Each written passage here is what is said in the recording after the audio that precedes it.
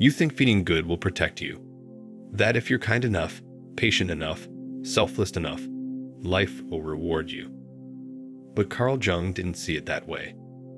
He saw something much darker beneath the surface of goodness. Something people rarely talk about. Because sometimes goodness isn't strength. It's fear in disguise. Sometimes the good ones are the most wounded of all. Most people don't realize this, but Jung wasn't interested in people who were just nice. He wasn't impressed by surface-level kindness, because he understood a dangerous truth, that our desire to be good often comes from a deep fear of being bad, of being rejected, of being unloved. That's not virtue, that's survival. From a young age, we're taught to be good, to share, to smile, to not talk back. And while some of that is necessary for social development, Jung believed that when goodness becomes a performance, when we constantly deny our true feelings to fit in, we lose ourselves. We become hollow, we become fragile, and we begin to rot from the inside out. This is the part no one wants to admit. Behind the most agreeable, selfless, morally upright people, there can be a storm. Rage, envy, grief, things that were never given permission to exist. And when you push those parts of yourself down for too long, they don't disappear. They grow teeth. They grow louder. They grow dangerous. Carl Jung called this the shadow, the unconscious part of the personality that contains everything we've rejected. Not just our flaws, but our raw energy, our instincts, our truth. And the more we try to act like we don't have a shadow, the more power it gains over us. It becomes the puppeteer behind our decisions, our addictions, our emotional breakdowns. Have you ever wondered why you keep attracting toxic people, even though you're such a good person? Or why you stay silent in situations that demand courage? Or why your kindness sometimes makes you feel weak instead of strong? That's your shadow speaking. That's the dark side of goodness. It's what happens when you mistake submission for love or sacrifice for worth. Jung didn't believe in perfection. He believed in wholeness. And wholeness requires you to look at every part of yourself, not just the polished surface, but the hidden depths. The part of you that gets angry, the part that feels jealous, the part that wants to scream, the part that's tired of carrying everyone else's burdens while pretending you're fine. If you want to truly live, Jung said, you have to integrate that shadow. You have to own it. You have to stop pretending you're pure, because no one is.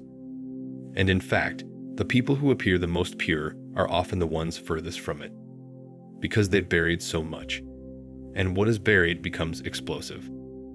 There's a moment in every person's life, usually during a crisis, when the mask of goodness begins to crack, when being nice no longer works, when people keep crossing your boundaries and your voice gets quieter each time, when you realize that your kindness is being used against you. That's when the shadow starts whispering.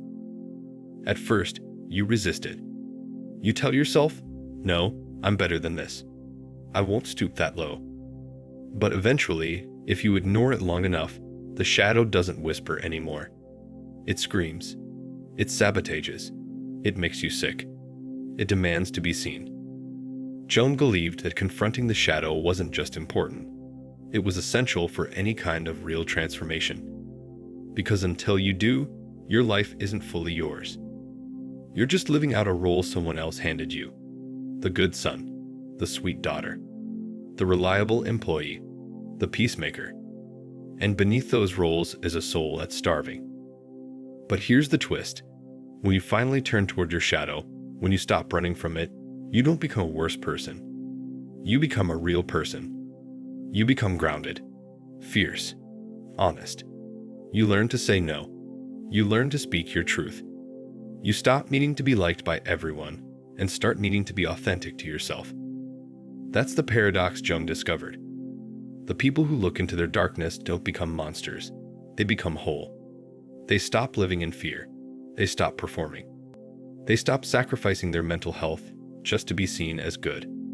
And they start living from a place of truth. So ask yourself this. What has your goodness cost you? Your energy, your boundaries, your identity? How long will you keep sacrificing yourself just to maintain an image? Because Jung's work reminds us that we don't heal by being perfect. We heal by being honest.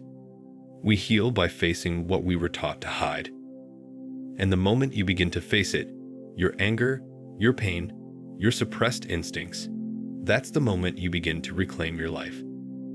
Not as a perfectly good person, but as a fully alive one. Carl Jung once said, "One does not become enlightened by imagining figures of light, but by making the darkness conscious." And nowhere is that more relevant than in the life of someone trying to be good at all costs. From early childhood, many of us were trained to prioritize harmony over honesty, politeness over authenticity. We were praised when we conformed, when we kept the peace, when we didn't make a fuss. But beneath that surface compliance, something powerful started to accumulate. Repressed feelings don't vanish. They ferment. They wait. They build energy, and that energy eventually finds a way out, often through sabotage, illness, or emotional breakdowns. What we call goodness can become a mask, a prison, a role we play so often that we forget it's not who we truly are. How many times have you said yes when your whole body screamed no? How many times have you stayed silent to avoid upsetting someone else, even when your silence betrayed you? In Jungian terms, every act of denial feeds the shadow, the unconscious side of the psyche that holds all the parts of us we don't want to look at. Not just our aggression or envy, but also our power, our wildness, our capacity for truth. Jung believed that the unintegrated shadow doesn't just sit quietly in the background. It actively influences our behavior. It shows up in the moments we regret, snapping at a loved one, sabotaging our success, choosing partners who mistreat us. The very parts of ourselves we try to hide are the ones pulling the strings. In fact, the more we repress our darker impulses in an effort to appear good, the more those impulses distort and find destructive ways to surface. This is what Jung called shadow possession. It's when the shadow takes over, not in the form of some dramatic outburst, but often in subtle, passive-aggressive, and unconscious behaviors. You don't think you're angry until you find yourself quietly resenting everyone. You don't think you're jealous until you can't stand someone else's success. You don't think you're manipulative until you realize you're bending over backward just to be needed. And all of it, beneath the surface, is driven by a simple, painful reality. You were never allowed to be your whole self. You were taught that parts of you were unacceptable, and so you tried to amputate them. But you can't amputate the soul. The tragedy of this dynamic is that many people go through life confusing repression with virtue. They think they're growing when they're really shrinking. They think they're healing when they're really hiding. Jung didn't see growth as becoming better in the eyes of society. He saw it as becoming more real. And to become real, you must face the inner contradictions within you. Because the person who suppresses their anger ends up bitter. The person who hides their desires becomes secretly obsessed. The person who silences their instincts becomes anxious, numb, or lost. Jung would argue, the true danger is not the person who owns their shadow. It's the one who denies it while pretending to be good. And this leads to one of the most haunting truths in Jungian psychology. When we refuse to face our own darkness, we project it onto others. We begin to see them as the problem. We judge, we moralize, we distance ourselves from bad people, not realizing that the thing we hate in them is a mirror of the thing we refuse to face in ourselves. This is why people who try too hard to be good often become controlling, intolerant, or judgmental. They've buried so much that they can no longer see their own flaws. So instead of dealing with their inner conflict, they fight outer battles. They become self-righteous. They confuse moral superiority with moral clarity. But true clarity comes only when we've owned our darkness, when we've looked at it, sat with it, listened to what it has to say. Because the shadow, as frightening as it may seem, holds wisdom. It contains the raw material for authenticity, creativity, passion, and inner power. To integrate the shadow doesn't mean to act on every dark impulse. It means to acknowledge them, to understand their origins, and to learn from them. It means you stop pretending to be perfect, and instead start becoming whole. And when that happens, something beautiful begins to unfold. You start setting boundaries, not out of bitterness, but out of self-respect. You start speaking your truth, not to hurt others, but to free yourself. You stop living for approval and begin living in alignment with your soul. This is the turning point. This is when the shadow no longer controls you, but empowers you. You stop being a prisoner of your goodness and start becoming the author of your wholeness. And ironically, that's when your goodness becomes real, not forced, not performative, but grounded, honest, fierce even, because you are no longer afraid to be human. You stop being a prisoner of your goodness and start becoming the author of your wholeness. And ironically, that's when your goodness becomes real, not forced, not performative, but grounded, honest, fierce even, because you are no longer afraid to be human. Carl Jung warned us, to avoid the shadow is to remain half alive. To live only in light is to deny the richness of your own soul. Real transformation, he believed, happens not in the perfection of behavior, but in the confrontation with the unconscious.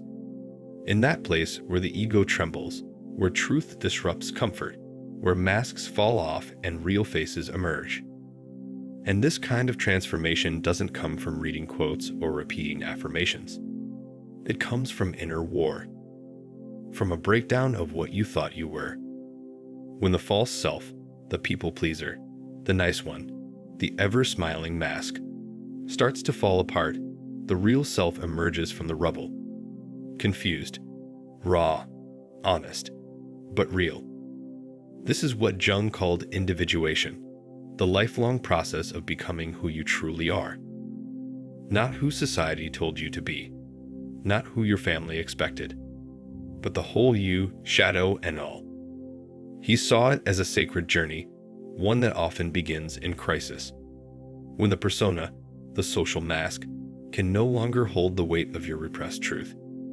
Many people reach this point quietly, not with explosions, but with an internal whisper, a sense of deep exhaustion, a loss of meaning, a sudden realization that the life they've been living is no longer theirs. That underneath the image of goodness is a person who's tired of lying, tired of shrinking, tired of pretending that being agreeable is the same thing as being alive. And that's where real courage is required. Not to fight the world, but to turn inward. To look at yourself, not the curated version, not the filtered image, but the raw, wounded, unfinished truth. The one who feels shame, the one who feels anger, the one who wants more. Jung saw this confrontation as a sacred initiation. It's terrifying. It feels like death, because it is a kind of death, the death of who you thought you had to be. But only through that symbolic death can something new be born. This is not the path of the weak. This is the warrior's path. The path of the soul reclaiming its power from the chains of social conditioning. It's the moment you stop seeking validation outside yourself and start listening to the parts of you that have been silenced for far too long. And when you do, something miraculous happens. You stop over-explaining yourself. You stop over-apologizing. You stop bending just to make other people comfortable. You realize that the dark side of goodness was never your enemy. It was your teacher, your gateway to liberation. Your anger? It's not a flaw. It's a compass pointing to where your boundaries were violated. Your jealousy? It's not shameful. It's a signal revealing where you've abandoned your own desires. Your resentment? It's not a failure. It's a call to start honoring yourself again. The problem isn't the shadow. The problem is the silence around it, the denial, the pretending, the obsession with being seen as pure, as noble, as endlessly kind. That obsession is what drains your life force. That obsession is what blocks your evolution. And here's what most people miss. Facing your shadow doesn't make you less spiritual. It makes you more spiritual. Because true spirituality isn't about floating above the mess. It's about walking through the fire. It's about wrestling with the parts of you that scare you and coming out the other side more honest, more humble, more whole. Jung didn't offer easy answers. He offered depth. And that's what most of us are starving for. Not more surface-level positivity, but the depth of truth. The kind of truth that cracks open your heart and makes you real again. So, if you're watching this and you feel a storm inside you, good. That's not a sign that something's wrong. It's a sign that something real is waking up. Something that's been buried beneath years of performance and pleasing. Something sacred, something fierce. You're not here to be endlessly good. You're here to be whole. You're here to live, not to perform. And sometimes, wholeness looks like saying no. Sometimes it looks like walking away. Sometimes it looks like being misunderstood because you finally dared to tell the truth. And when you do that, when you embrace every part of yourself, especially the parts you were taught to hide, you become untouchable. Not in the arrogant sense, but in the sense that your power no longer depends on approval. Your light no longer fears the dark, because you've made peace with it. Because you've made peace with it. The part of you that once lived in fear of judgment, it now walks in truth. The part that once suppressed anger to keep the peace, it now speaks boundaries like sacred prayers. And the part of you that always tried to be good so others would love you, it now realizes your wholeness is more powerful than their approval. Carl Jung taught that wholeness is not perfection. It's integration. It's the union of opposites, the light and the dark, the conscious and the unconscious, the sacred and the profane. And it is only when you hold these contradictions within yourself that you begin to taste true freedom. There is a quiet kind of power that emerges when you stop hiding, when you stop explaining, when you start being. Not the sanitized version of yourself that the world wants, but the raw, wild, intuitive, beautiful mess that you truly are. This is what Jung meant when he said, "I'd rather be whole than good." Because goodness without wholeness is fragile. It's brittle. It shatters under pressure. But wholeness, that's unshakable. It doesn't seek permission. It doesn't fear disapproval. It walks in alignment with the soul. And here's what's truly revolutionary. When you accept your shadow, you begin to see the shadows of others with compassion. You stop judging them for their wounds. You stop reacting to their projections. You realize, we are all fighting inner wars the world doesn't see. You've probably met people who wear the mask of goodness so tightly, it's almost suffocating. Always agreeable, always polite, always smiling. But beneath that surface, you can feel the tension, the unspoken resentment, the rage turned inward. And if you've been that person yourself, you know the cost. That mask may win temporary approval, but it kills intimacy. It kills joy. It kills the truth. And Jung would say, what you don't bring to consciousness comes back to you as fate. So you keep attracting people who mirror your unspoken pain. You keep repeating patterns that drain you. You keep living in cycles that look like bad luck, but are really unconscious choices. And until you face the shadow, those patterns will continue. But once you do, everything shifts. You begin to see the deeper reasons behind your choices. Why you kept shrinking. Why you stayed in that relationship. Why you avoided conflict like it would destroy you. And now, you don't just know better, you see better. You stop living reactively. You start living intentionally. Because you are no longer controlled by what you're avoiding. You're guided by what you've integrated. And that's when goodness becomes something else. Not a performance. Not a duty, but a form of love rooted in truth. Rooted in boundaries. Rooted in a self that is no longer split between what it shows the world and what it hides.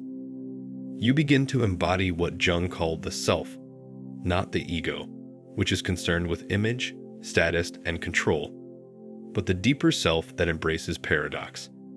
The self that knows you can be both kind and powerful, both soft and unyielding, both gentle and honest.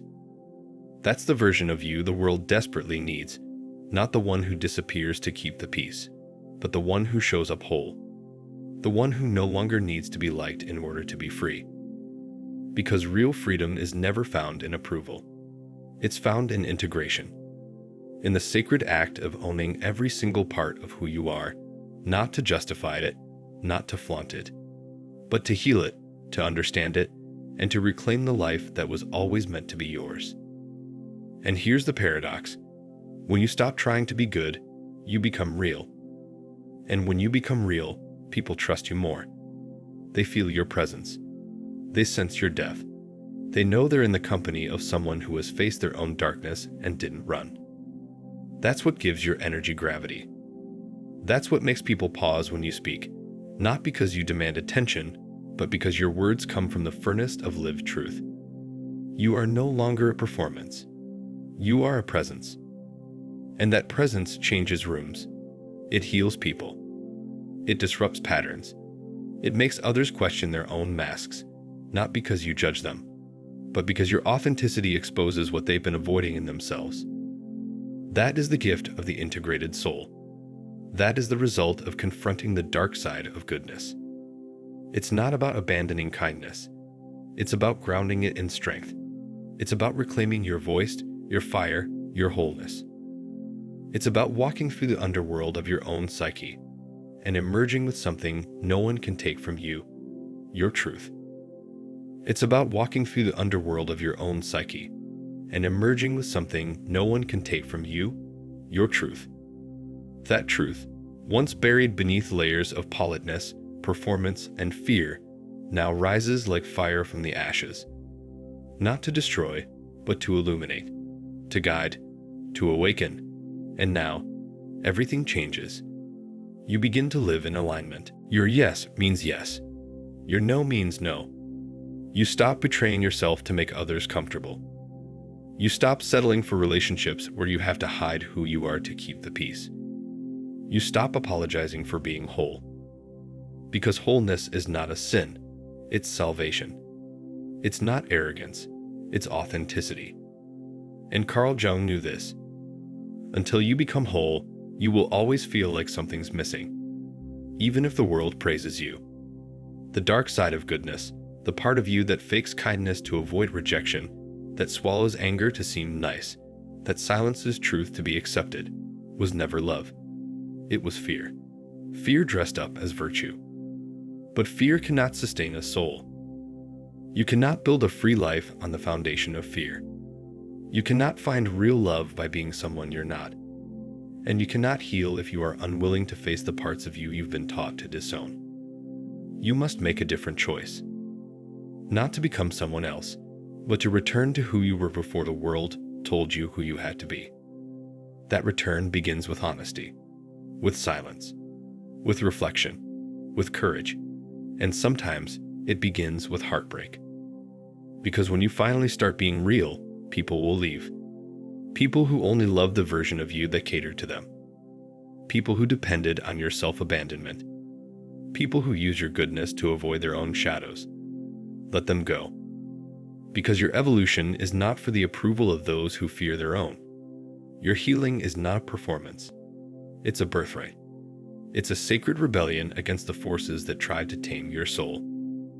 Jung believed that wholeness requires sacrifice. The sacrifice of comfort. The sacrifice of illusion.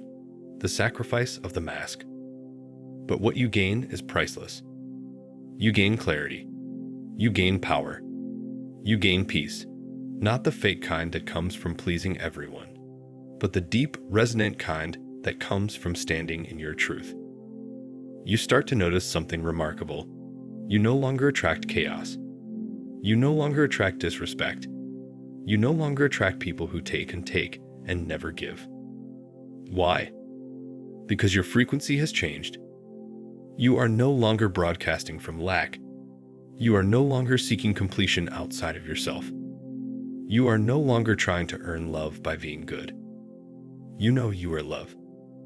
And love, real love, includes truth. It includes death. It includes your shadow, your fire. You're no more. Jung once said, "The most terrifying thing is to accept oneself completely." But he also knew, once you do, nothing can control you. Not guilt, not shame, not fear of rejection, not the opinions of people who never took the time to know the real you. You become sovereign, not just free in your actions, but free in your being. You walk into rooms differently. You don't shrink. You don't chase. You don't prove. You simply are whole, rooted, untouchable. Because you've walked through your own darkness and didn't lose yourself in it. You found yourself. That's the real gift of the dark side of goodness. It introduces you to your shadow, only so you can reclaim your soul.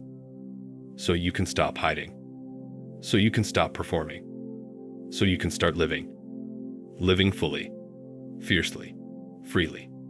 With love that includes truth. With kindness that includes boundaries. With light that no longer fears the dark. Because you've made peace with it. And in doing so, you've become someone the world rarely sees. Not just a good person, but a whole one. And that changes everything.